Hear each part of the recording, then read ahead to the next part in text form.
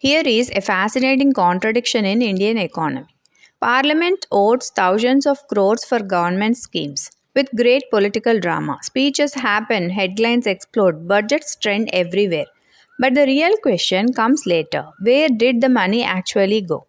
And that is where the Public Accounts Committee or PAC quietly enters the story. The PAC is often called the watchdog of public expenditure, but that phrase sounds too administrative for what it really does.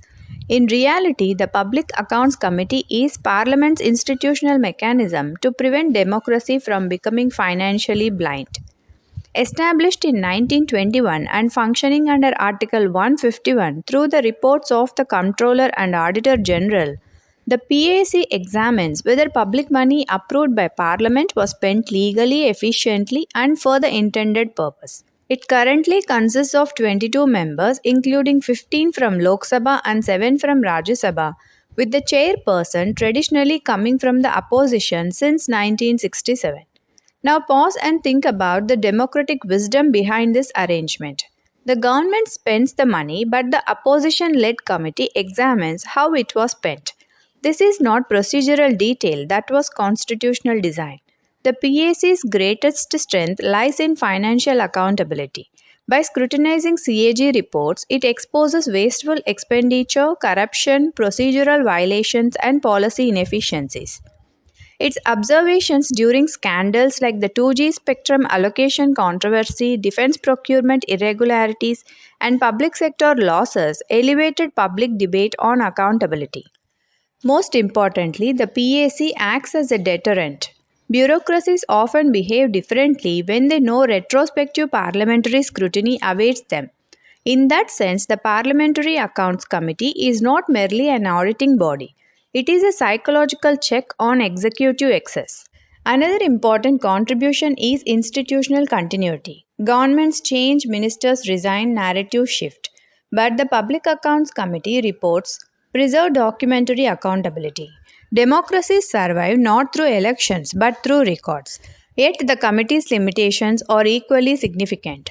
First, the PAC lacks enforcement powers. It can criticize, recommend, and expose, but cannot punish. Its reports are advisory, and implementation depends largely on executive willingness. This creates the paradox of accountability without consequences. Second, the committee often suffers from delays. By the time expenditure irregularities are examined, years may have passed. In fast moving sectors like digital governance, defense technology, or infrastructure finance, delayed scrutiny reduces corrective value. Third, increasing politicization affects credibility. Ideally, the PAC should function beyond party lines, but in highly polarized environments, financial scrutiny sometimes gets framed as political warfare. Consequently, genuine accountability debates risk turning into media spectacles. And then comes a deeper structural issue. The modern state is extraordinarily complex. Today's governance involves sovereign funds, PPP models, AI systems, off budget borrowings, climate finance, and digital transactions. Can a traditionally structured committee effectively scrutinize such technical dense expenditure systems without greater expert support?